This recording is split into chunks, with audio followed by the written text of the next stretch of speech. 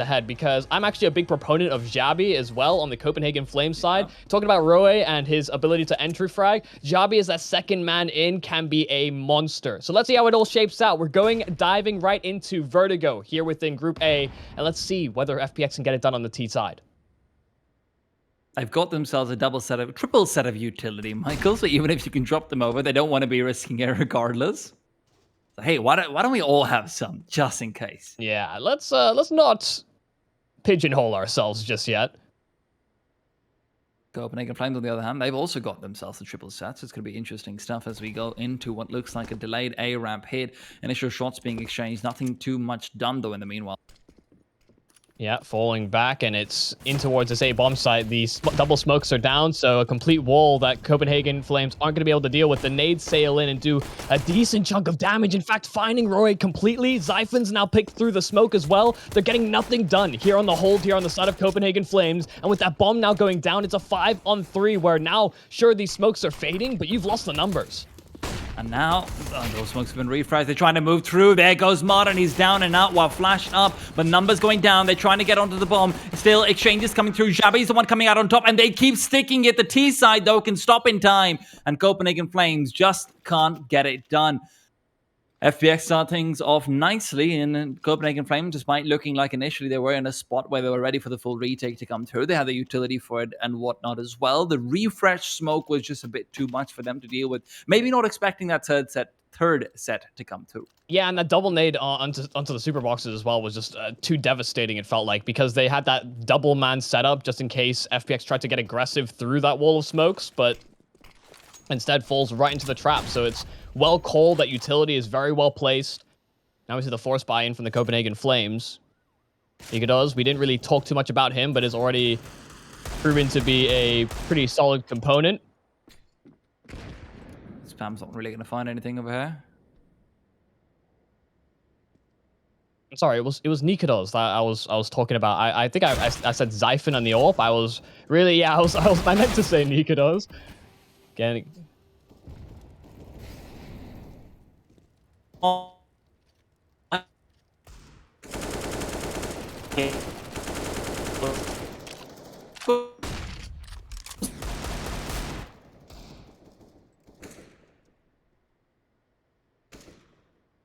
Yeah, it's kind of come to a standstill.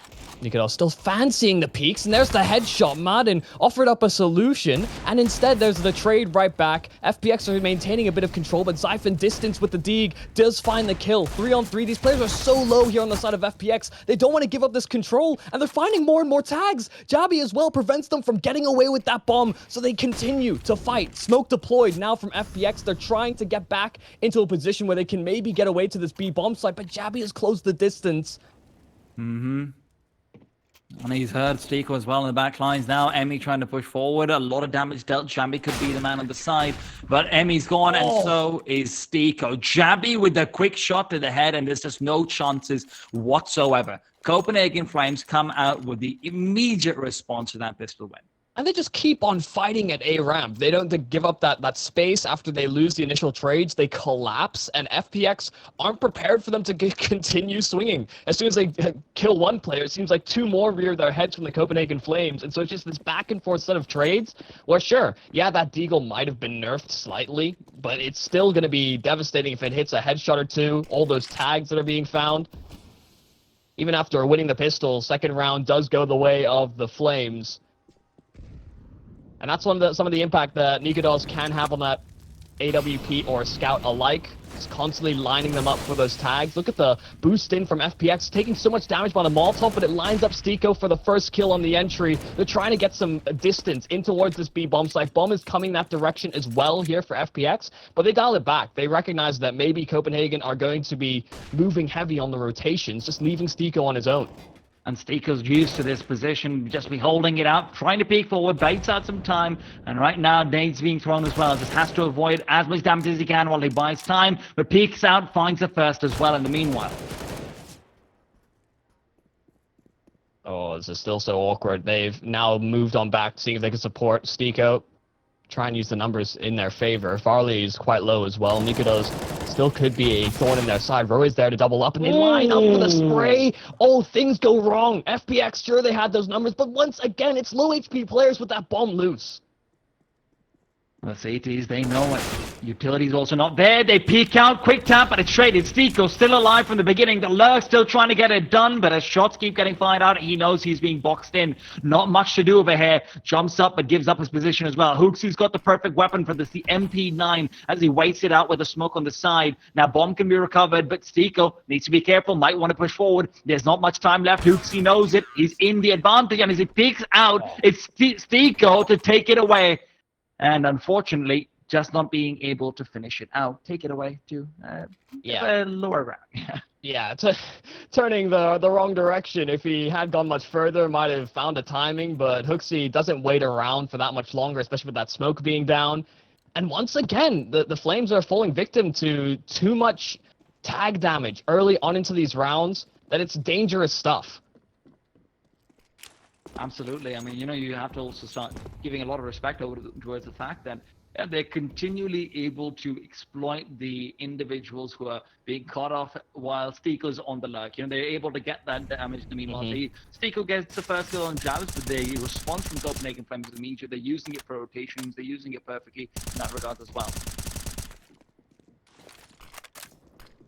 Yeah, there's not too many good things to take away from that if you're FPX. It's a little awkward for us as well, because we're actually kind of flying blind. Okay, we're back into it. So, I was going to say, we might have missed some action.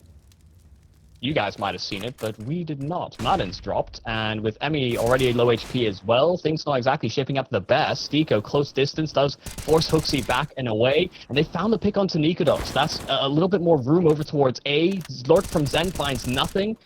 And they're, again, just continuously fighting. I'm surprised that the Flames are able to get away with this so consistently, but that's one of the risks that you run. These pistols up close can quickly find themselves into a rifle, and now Farley has the AK to work with. And Farley peeks out, gets himself one the spray on two. Farley's got it done, and now Jabby all alone. Copenhagen Flames, his wrists might be catching up to them. Jabby now has to clutch it out. 30 seconds on the clock. This isn't going to be looking too hot for him. And as he's starting to peek forward, no utility with it, only the kit to help. Stico, on the other hand, does have a Deagle, so he's got that going for him. But you're also going to be trying to work past a crossfire adjustments there. He's been tagged, though, Stico. Deagle might have been nerfed, but this should still be good for a shot to the body. Not needed. Jabby shuts it down.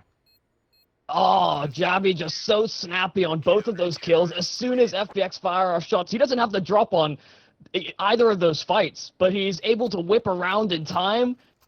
And that's what makes this guy such a great secondary rifler. When we go into that T side, we kind of trying to highlight that Roe as the entry can be so devastating, but it's the fact that Jabby is right behind him that adds that to that 1-2 punch combo where even if Roe does falter, that's where it creates that room for Jabby to operate. And now in the clutch, he delivers as well. Things really looking up here for the Copenhagen Flames, and I'm liking that we're seeing this lack of fear in the way that they're approaching this A site. They're not giving up that room so easily for FPX. They need to earn that respect. Around the smoke, though, there was a gap, and Nikodos gets picked off as a result of it. Thought he was a bit safer, but that small gap does come back to bite him. Zyphon peeking into 3. This is devastating. They're not finding the kill quite quick enough, but there's all that tag damage finally lining up. Now it's a 2-on-5 made worse. Jabby on that B bomb site, he's been good, but that's too much to ask for. It's Zen that puts the seal on the round. It's this explosive pick-based style here from FPX that really finds success here in round number 5. I mean, the fact that they've given mid control in itself is, that's still fine. You're always going to have a harder time defending that on a more difficult blind, but it looked like the communication just fell apart. Roy had no idea they were coming in from a flank from elevator. Zen just has to peek out and shut him down. Roy had no adjustment, no position to be watching out for, nothing of the sort, so you got to start to wonder, Copenhagen Flames, their camp started off nicely with that force by Victory, but is that how they're also going to start losing and dying? Shots being exchanged, a lot of damage dealt, but Jabby's the one to come down on top. Roy's giving out space, a knife to the back. Roy's got one more, switches up for another gun, but Zen's not letting him get away. No, sorry. He's run out of ammo in the CZ, and he's tried to knife 2 people as a result. Oh my god, I can't believe he's gone away with that one. It's still within FPX's control, but this has already started out as a bit of a clowny round. Now they'll reinvestigate this A bomb site and A ramp control here for Copenhagen Flames, but meanwhile, FPX are gunning it over towards B instead.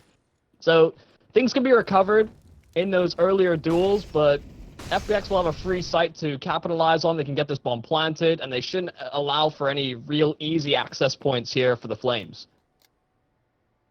And for Flames at this point, saving those Galils is a priority, isn't it? You don't have anything to add to the tally, but despite it looking like Roy had gotten away with murder and a little bit more than murder, maybe. I mean, Michael, I was talking about how comms must have been messy on the Copenhagen Flames side. I can't imagine what it was like for FPX over there. But yeah, despite that fact, it's still the instant response from Zen where he's able to trace out through the smoke. If he lets them get past because he's worried about being shot down after, his traces are visible, if he lets them move back on towards a more defensible position in the ramp, yeah, FPX has won that, rather Copenhagen Flames have won that round straight up.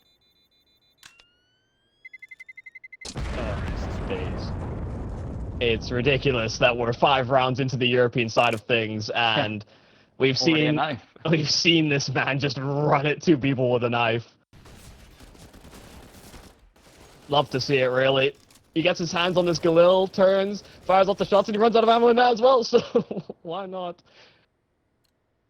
Still, at least a bit of stability being found now from FPX. They've gone these 3 rounds together after they won the pistol, lost the subsequent round. They've now been able to answer back, and now the Flames don't exactly have the money to reinvest themselves.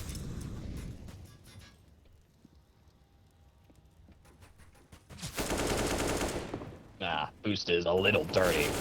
Buxy gets shot in the feet, so does Roy as well. Small gap in the smoke makes things a little easier. It's not the rifles, it's not those 2 Galils that were saved over here from the Flame system. Damage could still be done. And you can see they're still continuing with this approach, still fighting over at A ramp, but FPX are a bit more privy to it. FPX might be privy to it, Michael, but they've got to run away from it. Martin being tagged up in the middle isn't going to be particularly helpful for anyone, but the B-bomb site should be discovered as being relatively empty pretty soon. And the rate that things are going, just picking up some info. Nico knows those shots exchanged, and that's where Farlig wants to make things a little bit more T-sided if they weren't already.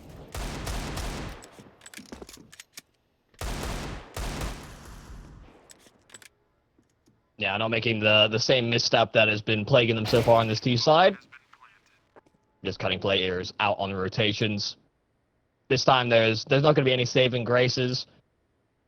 We'll do well to get away with this Galil if possible, but not going to be. Of course, there's a buy coming around the corner here from the Flames, but FPX being able to establish a bit more control, not losing out in some of these early duels, and not getting run over by the Flames so easily, as they had done in some of those previous ramp encounters.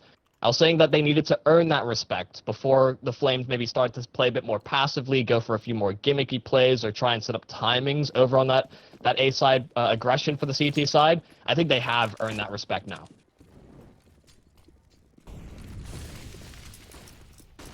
And I think that respect is so important online, especially, Michael, for a lot of these younger players. And I really like what Copenhagen Flames are going for. This is a conscious decision. The fact that they have actually elected to get a lot more aggressive early in, really just try to get the nerves out of the way as well wherever you can. Hooks is getting a bit more aggressive through the alleyway. And look, sometimes you're going to lose out of a duel, but more important, sometimes you're going to win it. And that's where now you can go back to standard. And Jabby's not looking to be standard. Already some damage found, but falling to return, and Jabby's down as well. 2 men early on will meet their demise in FPX. Note that means the B-bomb site is very much open for business, if not for the fact that there's an AWP over here, and they want to choose to avoid it if they can.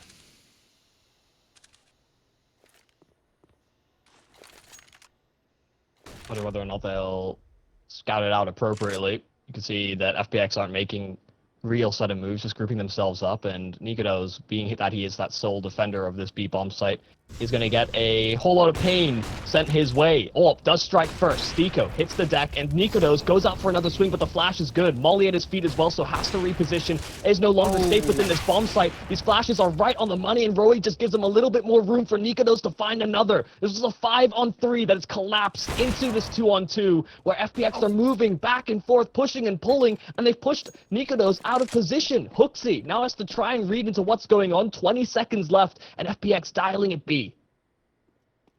He needs to start moving in very soon, but now that he's been detected, that means bomb can be planted safely. He's not got any offensive utility, just trying to play around the generator while the bomb is going down. Wants to get the first duel, but Zen's the one who wins it out, and Zen has been a monster for FPX so far. Even in this round, you can see they just seem to have lost out any chance of recovery, but Zen waits that extra half second just to check for a peek from Copenhagen Flames, and that's the experience coming in. A lot of people are going to forget, this guy is one of those experienced veteran players in Counter-Strike right now. He's been a journeyman for years, going back to Penta, going back to being the star back then. I mean, this guy has done everything, seen it all, and I am amazed that we don't get to hear more discussion about him, being one of the biggest star players in, the 10 to 20 ranking point for teams. And hell, major attendances is something that's become more and more of a novelty these days, especially now that we're back online. Both Zen and Stiko, the only ones within this FPX squad that have attended majors previously. Zen, I think, has attended 2, Stiko 3. Not 1 any, but they're used to that LAN feel. The Flames may be a little bit more alien to it. Ooh, good shot there from Jabi. With Farley gone, there is this potential path towards a B-bomb site that was halted, only for a moment though. FPX pounce in, the Molotovs are down, they can get this one down. Well, sure, they've recovered the AK. It's going to be a tall order to get anything more done. Jabi, with that solitary rifle, could do well to save once again, but again, keeps taking these fights. And after that initial success here from the Flames, FPX have been able to bounce back in a very significant way. And this is where you start to get a little bit worried for the side of Copenhagen Flames, where, you've got a lot of success on this map. You're already, just to put you guys into the mindset of a team, you're already sort of thinking, why are they picking into Vertigo? We were not prepared for this. We thought it would be overpass. This is what our, video simulations gave to us as well. Why are they taking this on our strength? You've got to remember, FPX was never bad on Vertigo either. They were generally pretty decent, especially because they were the kind of team who had extra time to be able to work around these, additional strategies. But now as utility has been deployed, you've got to be careful over towards ramp that you don't over-aggress and go down. We've seen that a lot from FPX so far.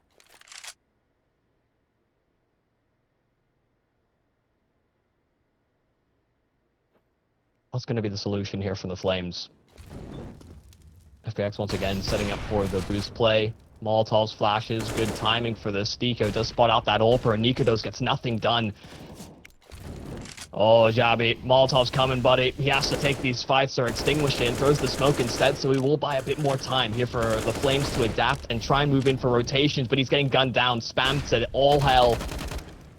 And it's Zyphon who holds the line for a little while longer, just trying to peek out with the generator, doing what he can, but again, only one casualty might not be enough. The T still want to get a quick kill before they get the bomb down, and they've baited out the incendiary, but inside the smoke goes Martin. He wanted to push through it, it. Meanwhile, the M4A1 is wreaking some havoc, and Zyphon again, just looking for any edge he can, but he might have searched for too much.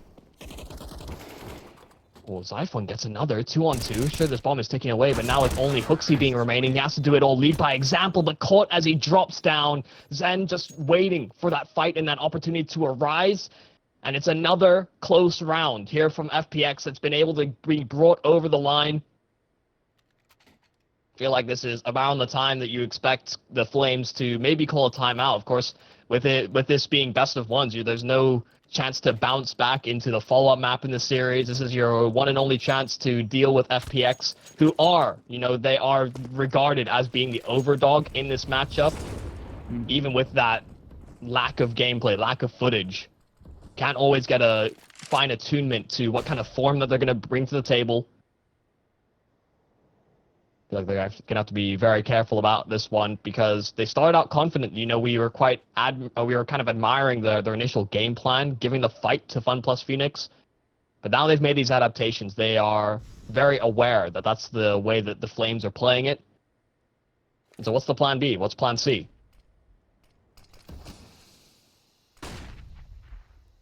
Plan B, plan C. I mean, might not be coming at this rate, Michael, unless you start to win out the Deagle. Roy starts off nicely, but can he follow up is the question. No, not quite. He's been brought down. Farlig the man to do it, and Farlig will just quickly clear out alleyway. Hooks is trying to back off and call for reinforcements, but they're going to be late to the party. 50 seconds, and there's still space to turn around if FPX wants to, or if Hooksy can force them back. Yeah, that's to do a whole lot with a little. Hooksy just nestled into this corner, flashes in, and that full blind. Farlig's going to get dropped as a result of that, trying to recover the AK, but Zen around the corner protects it. 3-on-3, no rifles being picked up here by the Copenhagen Flames, but it's brought to 2. Javi's hit the headshot, and so it has to be crisp in from Stiko. These players are low, and Stiko gets every single one. FPX, this run here on this T side continues to find its feet, even if these rounds look a little bit awkward, a little bit dicey.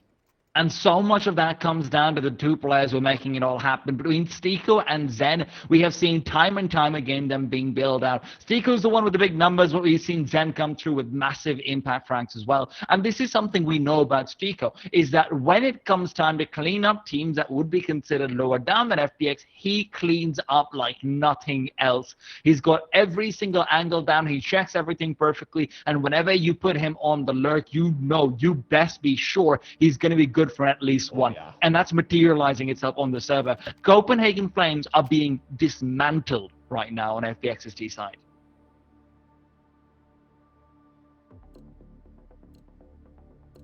I really don't know how the Flames rebound coming into this. Early game plan seemed to work, but now it's being met head-on. Nikodo's different line of approach here with this AWP will take a deeper look in a ramp. There is this space around the other side of that smoke, but it'll be Roy to keep control of it. FPX are much more spread out, more focused on mid-control as well. 3 players grouped up in this direction. The Flames aren't exactly looking out for this. Oh, that nice. Perfect, Michael. Sorry, Zypon. You've just been forced back to a molly. A flash as well. Welcome to FPX's territory. They know exactly where you are. They know exactly where you're going. And Copenhagen Flames, well, they're just waiting to see, can we get a fair duel, please?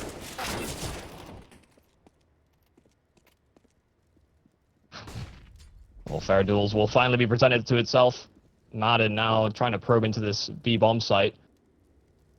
The rest of the team are still lurking in middle. Jabi not turn the right direction, but makes the adaptation in time. Brings the numbers even further down. Roe as well on the wide swing, but Zen is now left alone. A 1-on-4, and while he's good for at least one more before he goes, that's another round being added to the tally here for Copenhagen Flames, finally breaking the streak that FPX had built up for themselves. And it looked like Copenhagen Flames' response down mid was going to be a little bit delayed, but the problem for FPX over there that came through is that they themselves were forced back by the Molotov that's quickly timed over there. They didn't want to waste a smoke for it because they thought they might need it for the post-round and whatnot as well. And that gave Copenhagen Flames time to rotate Roy over, get him into position for the double swing in down mid. Zen being alone in that 1v5, that's never going to work out. So even the fact that he's able to bring them down to 3, it's somewhat significant, but not quite. And this is where Copenhagen Flames could try and build up that money. Hooksy, though, in the meanwhile, Boost comes out on the side. Is he going to realize it? M4A1 spray can be a little bit tricky to locate, but if you're being shot on the side, there's only one place it can come from. Oh, this could be perfect. Hooksy hears it, but it's a little bit late. So that tag doesn't mean he can start to spam through. Maiden as well doesn't do too much damage. Hooksy's still up close. And oh, they're not prepared for it. Hooksy lines up both with the spray. Not exactly what you were hoping for here on the side of the Flame, or on FPX rather. The Flame setup works perfectly. The fact that that angle goes unclear. Now they're moving through smoke. This is desperate here from the from FPX. And after some fumblings here on the CT side, they might just get away with a clean one. All right, Stiko. If nothing else, he doesn't want to let them get a clean one at the very least. This is where, again, Copenhagen Flames not being as eager to necessarily reveal their position early on as well. But now, I have to wait to see. Stiko doesn't have the bomb either, so all he's looking for is damage. Even saying this AK isn't going to give you too much value out of the round. and might want to go for it regardless. Money bonus isn't fantastic, so you do actually save more. You can drop an AK as well. Give your team a better chance to buy up. Martin can have that delivered to him. Utility is going to be fine. Zen can drop some over to the rest of the team.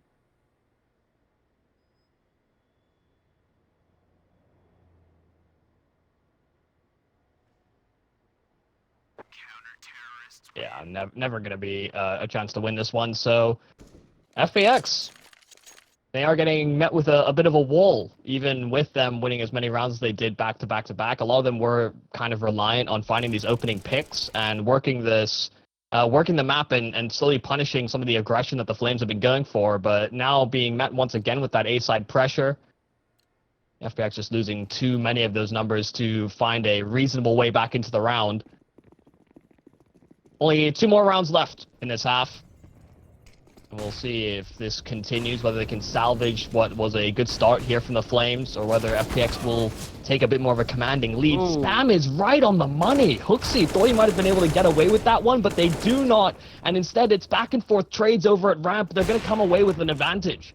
And Nakedos in the meanwhile also being forced back as well. And it's Zyphon who wants to aggress in. Stiko's still waiting for that very same push, and there won't be a flash to actually bring it out with. Stiko turns down for a second, but what a tap from him. Going for more. Stiko's doubled up. Nakedos the last man, and he's nearby. If he can cut a man off on the rotate, it's going to be big, but he misses out the shot. Perfect time to jump up. Zen and Stiko can read this server like a book.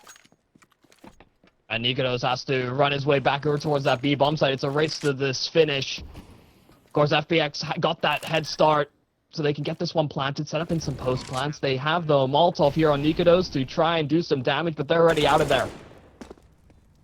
Nikodos has to really put the world on his back. Copenhagen Flames are finally getting some momentum, finally getting some economy going in their way. But Nikodos, now it's Zen who's managed to swing straight back to the double box, waiting for the peak to come through. Nikodos just desperately begging, but Zen, the only thing he's giving him is an end to his troubles. 9-5, and Copenhagen Flames will have just enough for a bye. But even now, they're going to be considering themselves lucky, Michael, that you can drop some grenades over to each other. Yeah, some of that reserve cash that players had built up. Not that you can invest in more than the nades that you can hold yourself, but you know, the potential for maybe an additional, I don't know, decoy or something of the sort. You invest in extra flashes, go back and buy a nade. I mean, over here, Roy's been caught out. Hooksy may trade, but Roy's been such a key part of that ramp side defense time and time again. Admittedly, he has also been traded out very often, but that's going to happen sometimes. Yeah, being 4-4. I mean, look at this. Look at the presence from the Flames. You look at that mini-map, they're all over this A site, and FPX are going the other way. And hasn't this just been the story of the game so far? FPX just completely outmaneuvers the Flames. They manage to find themselves a gap, but sometimes they can overthink it too. Like over here, you can see them slowing down. They're getting ready for a quick execute push or someone to come get information. FPX's approach of them having 1 minute left on the clock is that, hey, we don't need to rush right now, but sometimes it can be better regardless. Nikodos keeps an eye out, and now they're all posted up. The Flames have 3 members here, and even Hooksy's playing with the idea of going for the flank, but Jabby's found the first. Martin's down. Nikodos tries to adjust, but he's lost the duel, and Zen's got 1 before being traded. Zyphon's been solid, but he's also been dead, as Emmy will also come on to the server. Jabby was lined up for 2, but just couldn't line them up. Oh, so much damage done. So this is still possible here for Hooksy, but has to find this opening opportunity. You can see that they're scared, knowing that they're low HP for these fights. And Hooksy, quick flick onto Farley. That's the one that he had to find first. 10 HP on Emmy round the corner. This is a really tough position to be in. First bullet to win it. And there's a smoke available here for Hooksy. Oh, Hooksy's trying to play around. They give himself the one way, but he's dropped down. Emmy knows it, but Emmy peeked out anyway. He was so worried, so concerned that he ends up misstepping. Hooksy will give them the 6. Copenhagen Flames keep things under control, but we've got to go to a break so that we can see what comes up in that second half.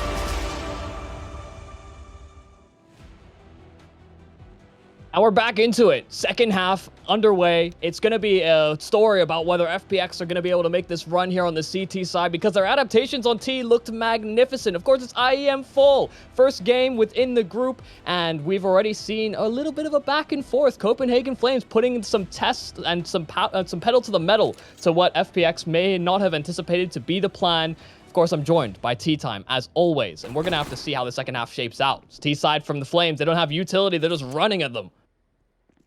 At least they're trying to initially. We'll have to wait to see whether they can actually find the deals. Hooksy has gotten a lot of space in the meanwhile, but the A-bomb side they're going to be very quickly discovering is actually populated by CTs who are very defensive, very safe, want to play retake perhaps.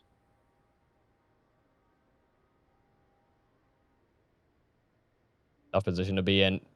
There's no counter nades as well for the plant, and they're just waiting for the FPX side to get a little bit investigative. That bomb's still in no man's land. Caught between these two sides. Flashes in from the FPX as they're looking for some info. They'll want to hold on to one just in case it ends up in this post plant. Still not much noise, not much information being bled over from this T side, and the lack of utility here for the Flames, the more this time ticks down, the more dangerous this becomes for them.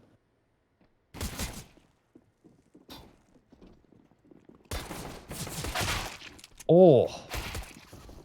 He's coming out though. It's so much damage, but Roy and Emmy are going to find themselves a little bit on the sidelines. Martin, in the meanwhile, does pop quite soon and wants to aggress forward despite his HP, but Zen and Stiko will be coming in for that backup. Zen gets a first, no, rather Stiko takes him down through the wall. Zen keeps peeking forward. There's still plenty of time for them to get onto the bomb. They've got the kit, but Jabby, that late flank could be problematic. Yeah, super problematic. But they're sticking the defuse inside of the smoke, so they need to get this guy off the defuse, but they can't. The spam's not lined up correctly. They don't get there in time, and FPX with that accelerated schedule going in for that retake, it circumvents the requirements. It circumvents the ability for that flank to even come in. And that's just where, Michael, we are seeing time and time again, Fun Plus Phoenix are just getting themselves into position to work the bomb side on their own time, be it on CT side, be it on T side. They're just making sure that Copenhagen Flames can do whatever they want, but they will be going according to their own pace and trying to force the Flames to be the ones to make a mistake. And I like the approach, but I have to say, I'm wondering how it'll work out against teams who maybe have a bit more experience on that land circuit. Meanwhile, though, Roy's already gone. Madden the one to take him out. Giving them a little glance at some of the medicine that they provided on that CT side. Of course, T side was a pistol round win for FPX. They've won both pistols in this game. See if the Flames will have that saving grace once again. Not to be. Already 2 men down. Hooksy trying to get aggro off of short. And Zyphon on this lurk in middle. They are looking to get aggressive, but what is that from Zyphon? They line up perfectly, and it's headshot after headshot. This has collapsed. FPX had a good initial hold, and now the Flames, they have control of this A-bomb site. And it all comes down to Martin and Stiko. Martin's trying to cheat past the smoke's going to tag him up, and now only Stiko left versus 3. Peeking out, catches one, Nikodos to fall, but Stiko needs to get another to have a real chance at this. Even that's denied. Jabby catches the perfect timing, and Copenhagen Flames are finding themselves 7. Michael, FPX might have won both pistol rounds, but let's just say their second round win rate hasn't been quite the same. I can't believe that Zyphon gets away with this. I mean, look how quick they die. Yeah. You're supposed to be going for double swings and double peeks, holding the same angle to make sure that one of you guarantees that kill. You're not just both there to catch headshots. Man, that's a mad round from Zyphon. And yeah, like you said, that second round win rate for FPX already looking pretty terrible. Yeah. But there have been some good plays in from the Flames that have brought them back into these rounds. Zyphon, spam is on the money. Zen gets nothing done from his advancements. Oh, there goes Emmy. Finds himself 1. Roy trying to peek out in the meanwhile. These Eagles are still deadly in the 5-7 around the corner, no less so if you want to push through that smoke. Martin, one you've got to keep an eye out for, is dead though, and Farlig wants to catch that flank. Stiko's going to be too late to the party, and that's where Farlig's going to come into play. Roy and company trying to isolate him. Farlig peeks out but misses the initial headshot and doesn't have re-peak potential. Stiko, I mean, at this point, that Deagle's not doing anything. A 4-on-1 for him to bring this out would already be such a massive play.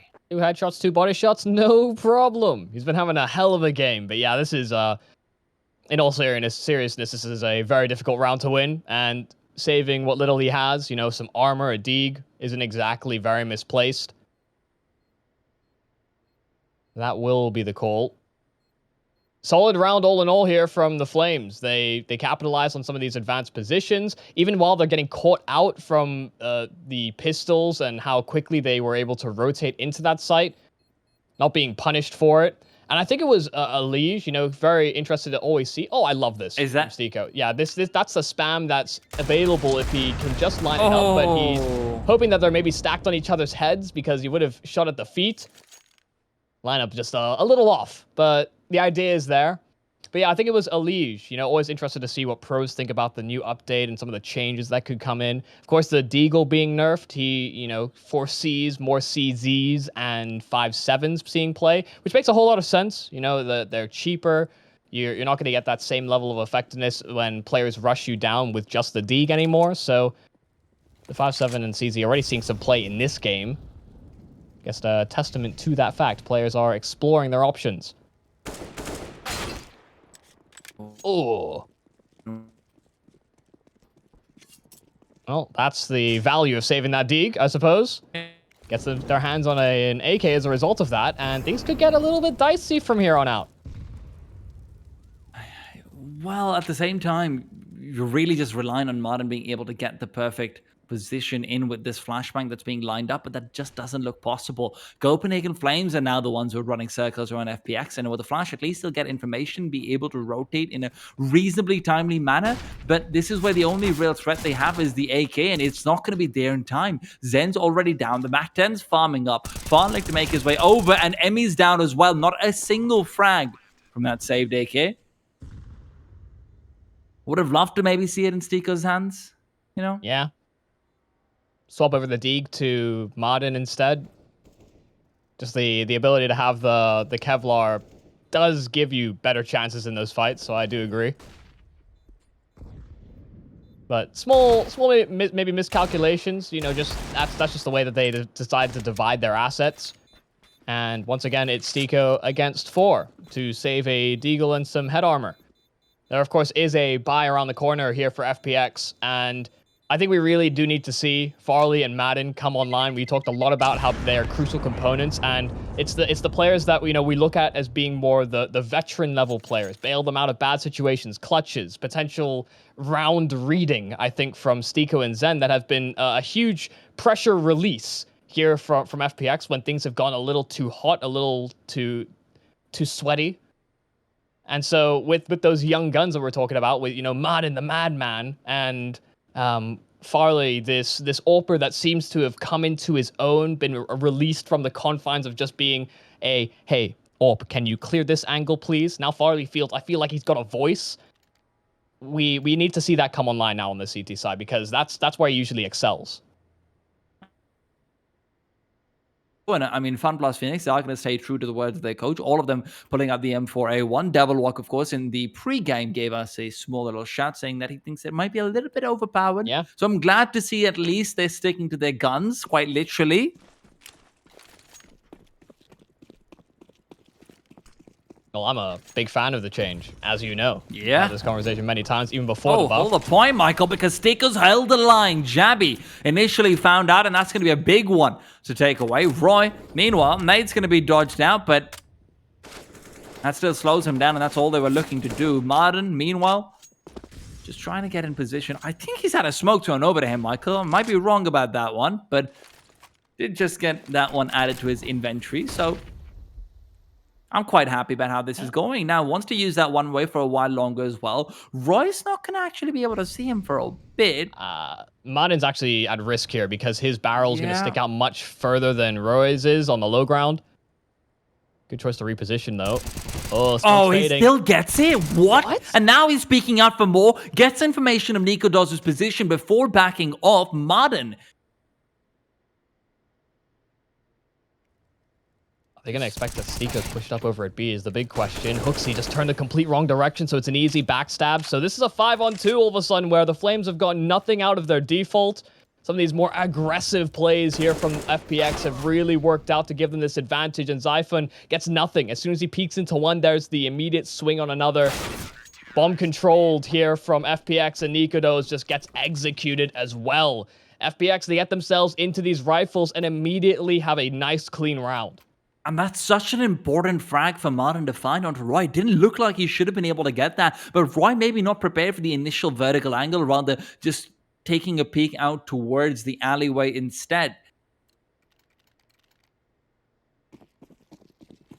And I really like the fact, Michael, that the CTs on a map like Vertigo can actually viably also elect to not go for an AWP right now, the way this is going. Because of how many smokes are chucked out early in, you can do a lot with an M4A1 as well. So I'm hoping that maybe we can see some of that pizzazz from Farlig soon. Of course, right now, all he wanted to do was just keep that rifle moving forward. No need to buy up another one. No money to buy up another one either. But I do think that the M4A1 actually makes it a little bit more viable to not get an AWP now on CT side. I'm going to hold the point because right now Martin dodges out the first flash, caught it out the corner of his eye, but there's a gap in that smoke, and Martin's found one. Can't double up though. Xiphon's too good on the trade, and the question is, can Xiphon keep it going? He peeks out, another frag to his name. Emmy found out at the back of the site, but a molly in his hand. It's Roy to defend him. Roy, though, keeps the fight going, but not for long. Farlig, that's what I'm talking about, but unfortunately, he's not talking for too much longer. Zen alone, the 1v2, and Jabby demolishes. Oh, just wasn't expecting Javi to stick around, but he just kept on fighting. FPX, all those smokes fade, so the Flames could have sat back. You know, they could have gone to more passive post plans, but having that 2-on-1, that's some of that young gun energy that can sometimes be brought to the table here from the Flames. He just takes the fight right to him, doesn't let him get that breathing room, doesn't give him that respect. And now they're up to double digits. They are right behind FPX. And sure, there is another buy available, courtesy of that clean round that they were able to get. Now they have to make that choice. Do they keep true to that A1S conversation that we're having about, you know, getting a bit more stability on that CT side? It's cheaper. It does about as many positive things as possible versus the A4. Farley can invest into that ult, but he'd be missing out on the other bells and whistles. Indeed. And this is where Michael... They keep with the rifles. This is also where they could just be shut down completely on FPX's side. Copenhagen Flames have found themselves an opportunity to truly run away with it. They've got themselves very little loss bonus on the side of FPX as well, just 2 rounds right now. So potentially, Copenhagen Flames could be looking at 12, maybe 13 off the back of this one, and how it goes. The CTs will also be wanting to save early, but Roy won't let them save Martin. No, not at all. I don't know what's going on there.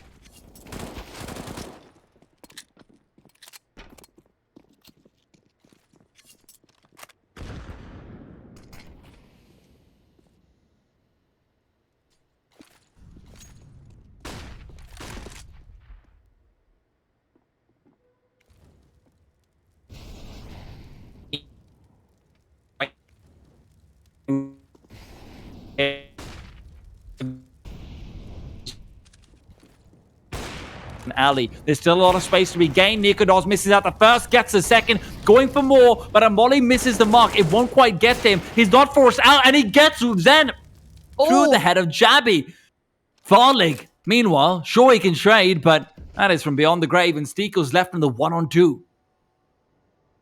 Bomb still dropped out into the open, and they don't have utility here on the Flames. So Stiko, it's all about the timing, whether he can find this opportunity. Hooksy does move into retrieve. It gets those digits dialed in. Nikodos still acting as Overwatch, keeping a firm line. And Stiko's found the first kill. Now an isolated fight is a prospect. Smoke onto that bomb. Nice little lineup there for Stiko, but crossing is a difficulty.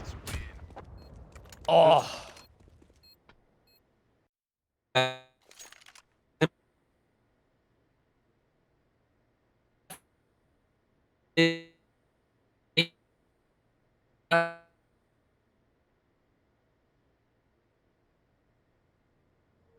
Well, coming down to an equal scoreline and timeouts called.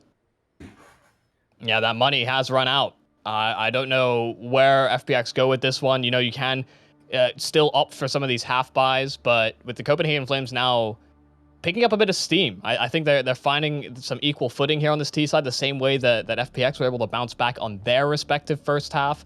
Now, when we enter the second, the Flames, even though they've been met with a few difficulties, suddenly there are these new opportunities that are in front of them. They could reach this breaking point. You know, it may not be this round. You know, the Flames are anticipating to win this round, but the follow-up gun round from FPX is going to be extremely crucial, because then the Flames start to close in and potentially close out the first map in the group.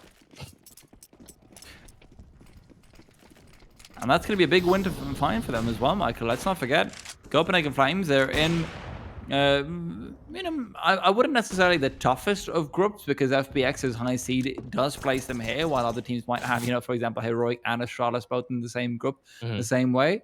But even so, it's not the easiest in the world. FPX is a big victory to be able to get for yourselves. At the same time, there's definitely other teams that you could potentially anti-strand and bring down. I mean, I'm looking at Big, I'm looking at Mouse Sports. There's a few of these lineups that I could definitely see them getting wins over. Honestly, other than G2, I would have said FPX was the hardest for me to see them taking down.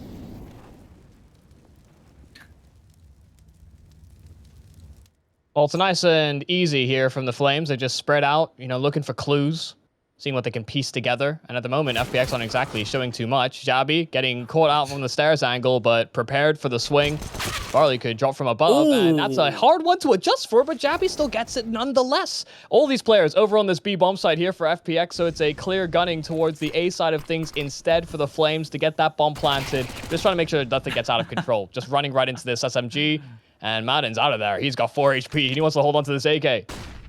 Yeah, Hooksy's just ready, like, give me the money. Give it to me. Jabi's already taken through my kills. He was supposed to die there. Damn it, Jabi. Modern, though, we'll just be watching out for anyone to push through. I like that he's got the AK, but he still wants to go for the Deagle kill. I respect that. Might not be necessarily the best of decisions at times, but I respect it, Michael. As they start to lean forward, though, is he... Oh, yes, he does. He respects it, all right. Going for more, but the second shot not quite on the money, and that's where the AK probably would have helped out a bit. Yeah, it's the added mobility, right, that I think he's looking for there. The extra, 20 movement speed that I think you get from walking with the Deagle. I don't know that it makes a huge difference, to be quite honest. Especially if he's going to be as sharp to the trigger as that. But now we get to finally see it. The Farley AWP, which I think is really what can turn this one around here for FPX. They haven't had that AWPing threat so far in this half. Something to combat Nikodos as well. We'll see how quickly they try and get Farley engaged in the action. He's, at the moment, just holding a line in through middle. Meanwhile, still a lot of aggression being thrown over towards A from the Flames. Oh, Hooksy just finds Mod and plucks him out.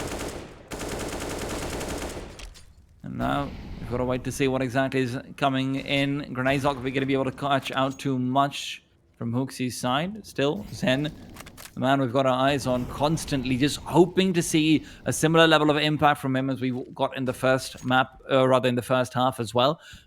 A lot of damage dealt, a lot of kills found here and there, but still, would be nice to see him activate in these 4v5 situations. Very often was where he excelled on T side, but Stiko, he's all alone on B. Flashbang is good. No, it's great. They've got full control over here, and his own flashbang goes out, but it just reveals his position. Jabi to shut him down. Yeah, Jabi, the timing on that, it was with the initial flash, he was able to beat past the sideline, so Stiko had no idea that he could be so close, and then the follow-up flash just to keep things pretty. Well, I thought this could see some action, the Farley AWP, and it will, but it's not going to contribute to winning the round. They are hoping to save this one over.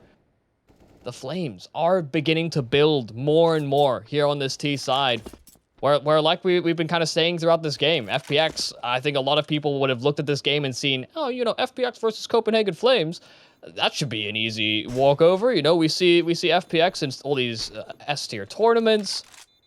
When we do rarely get to see them. When we do see them, that's the thing about FPX. It's like you either don't see them or you see them at a big event. And the thing is, like FPX were one of the early adopters as well of Ancient when that was first added to the pool, right? But I think they've actually kind of fallen behind how the meta has developed on that map because they've suffered some pretty poor losses on it in ways that, you know, it doesn't reek of super amounts of preparation. So I think there was a lot of initial work that was put in, but that, of course, with them trying to accommodate and build around a system that, you know, Emmy can call with, because FPX were left in this in-game leader limbo for quite some time. There's too many. I think there's a lot of things that were deemed higher priority instead of just having this niche map that you can pick in the pool. And maybe there's still some work to be done here on Vertigo. It took a little bit to get adapted on that T side, and now what's the change going to be here for FPX on CT? Is Farley going to get engaged? Is that a potential? Because I think he's taken these more aggressive angles in the past, and while he goes for one over at B, the flash will be good enough to deter him. He does not land the shot, so open space, open territory now for the Flames to work this B bomb site. And in the meanwhile, it's Hooksy, who's maybe just had his position revealed. Another Molotov right below. So much damage being dealt. They keep trying to go for that boost, but just not able to find it. And now it's just ground given up to Stiko, who's got this much information. Michael, this could be massive. A grenade's going to be able to tag him out a little bit, but at the same time, no further spam to come through. Stiko's perfectly fine with this. The question is, can he find Jabby, who's been so good at this exact same position? But Zyphon's come up big. Roy as well follows up with 2 more. Somehow, the 2 lurkers have been given the entire A bomb site. Oh, they just double swing into them, and FPX just tries so hard to trade, only for things to get worse and worse. Oh, no. That's the problem. That can happen if you give too much open territory, if you're not there to react in time. It seemed like FPX, given their positions, you know, they might have been trying to line up for a specific timing if X condition is not met. You know, if we're not seeing Molotovs or smokes come our way over towards A or B at about that 50 second mark, then maybe we look for some information. But just going ahead of that curve, the Flames are able to get triple entries. It's sometimes good enough that someone's able to get 2 kills on a bomb site, but 3 means that there's absolutely no hope. Yeah, and this is where, Michael, we've been looking at FPX just, you know, look very dominant initially on the T side. Then Copenhagen Flames start to get some momentum back in. They start to pick up a couple of more rounds, and ever since then, it's just been going their way consistently. FPX do not look like they know what is being thrown over their way. You know, Copenhagen Flames aren't exactly manipulating them the same way that FPX did to on the flip side, but it's very similar in regards to just being able to force out those quick rotations and this massive conglomeration of people being pushed to rotate. It looks like they're the ones who are maybe a little bit unused to land rather than the other way around, which is where, you know, really that's a surprising element of it. Far more aggressive here now from FPX. The nades do a lot of damage onto Emmy. The spam as well as they retreat, but it's not going to quite hit the mark. They are tagged here on FPX, but they are giving up that area where once they wanted to sit close, now they sit far. They've downright scared them off. Yeah, he's just reminding me of classroom romances, Michael. Once they used to sit close, but now they sit far. The hearts. Indeed, on the tables, because they keep carving them out. Bloody teenagers. Copenhagen Flames might have some teenagers, though, but they're hoping to bloody up FPX. Hooksy is gone. Roy is right next to him. Modern finds out too, and that could be the point they were looking for continually. They love these cheeky angles. FPX, I swear, if there's an F or a one-way smoke that they can exploit, they will go for it. And Modern getting those 2 kills is another proponent. Why? Nikodo's great reaction shot to keep things even closer here as they move towards this A bomb site. Still 2 more players for FPX. And it comes down to Nikodos again. Can he actually find the frag? Zen and Stiko on the other side. They have rotated over much earlier in this time at the very least. But there goes Zen. And Stiko's actually trying to go for the flank. And he's going to be too late. Emmy is down as well. Jabby just tearing them apart on the entries. This is that X factor. Maybe he gets something on this flank, but they don't clear out Jabby. He slipped the net, so now Stiko pressuring the back lines. It's all about whether he can find this isolated fight. Nikodo's just playing time. Oh, Nikodos is gone. It comes down to the 1v1. Jabby's found 3 so far, and Stiko's looking to even up, but Jabby peeks out. Damage is dealt. Stiko's already low, and with the M4, you can never win that duel. Jabby Might get dinked, but it doesn't matter. Copenhagen Flames are up to match point. Man, this is what I loved about watching some of these games from the Flames, is that Xabi mechanically is just so strong. You saw how he picked apart that A bomb site. Fun plus Phoenix aren't honoring the fact that they're walking up towards this A site, and so it's easy as you like. First kill in, second, not even a single point of damage being done onto him, and then they thought they had this small gap in the smoke to prevent Xabi's push. No, no, no. This man goes in for 4 instead. He has been a really big reason for success. If it's not Roe, like I said, on those entries, it's Xabi that takes up the mantle. I got 26 frags, man. That's insane. Especially considering how often he has been that second entry in onto bomb sites. He's just been undefeatable. Hooksy, oh, hold the point because Farley just shut down Roy. Good start to things. They haven't had a man advantage early in a while, but Xabi is looking to equalize, although he will just be another casualty added to the tally. Nikodos might get 1, but this is where FPX now have to be very careful. Zen trying to play out the B-bomb site, but they don't realize it's down in mid. Zyphon's caught, and he just swings out onto him. That's a speedy peek there from Emmy. Just, you know, maybe there's a mid lurker, and goodbye.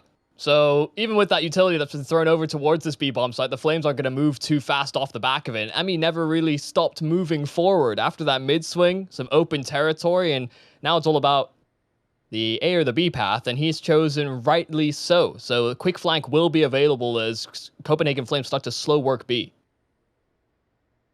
Zen's over here though. And that's when Nikodos caught out. Emmy just comes in with a big flank. Hooksy all alone, and he just can't get it. Copenhagen Flames will not find themselves the match just quite yet, but with the CT side economy having been punched out a fair bit, they will not have an easy way back into the fray. Well, another timeout called here from the Copenhagen Flames. They are so close. And, you know, this is where we go back to that conversation about LAN being a component of this. Keeping everybody's level-headedness approach needs to be the focus. I don't think they've really had too many issues with some of these younger guns entering the LAN environment. I mean, at the moment, just seeing Xabi just fight in the middle of the open, guy seems comfortable. This is also probably just such a big confidence boost as well, because they know that mentally, hey man, like everyone has a chalk down. This should be a victory for FPX. That's what generally people are saying. Yeah. But no, mentally, for Xabi to come through, frag out the way he is as well, their coordination with their flashes is good. It's absolutely fantastic to see them on the server. You put this kind of confidence up against a team like Big, yeah, I'm telling you, you can get some wins out. Yeah, not to mention that they were in good form coming ahead of this, so being able to transfer from online to LAN, I mean, that must feel good in its own right. It's like, here I am driving the bike, and it feels the same. Well, apparently, now I'm driving a motorcycle, and I like it. Fun plus Phoenix, though. Might not like it all that much. Zen playing around in mid as he waits for the peeks to come through. Catches out the player in the back line. Flash won't matter to him all too much. Peeking forward, but he's already down. Stico to go down with it, and Nikodos just keeps it going. The CTs are falling apart. They've got nothing to do. The nade's got to come in, and Farley's got another one. Maybe, just maybe, Hooksy's going to go down. But as Hooksy pushes forward, he'll even dodge that, and it comes down to Martin. Close up with a flash in his pocket. No chance to pull it out. Around the corner, it's Xabi. He welcomes them and shuts them down. Copenhagen Flames will be the first winners coming through for today. And FPX can't be too happy about that one, Michael.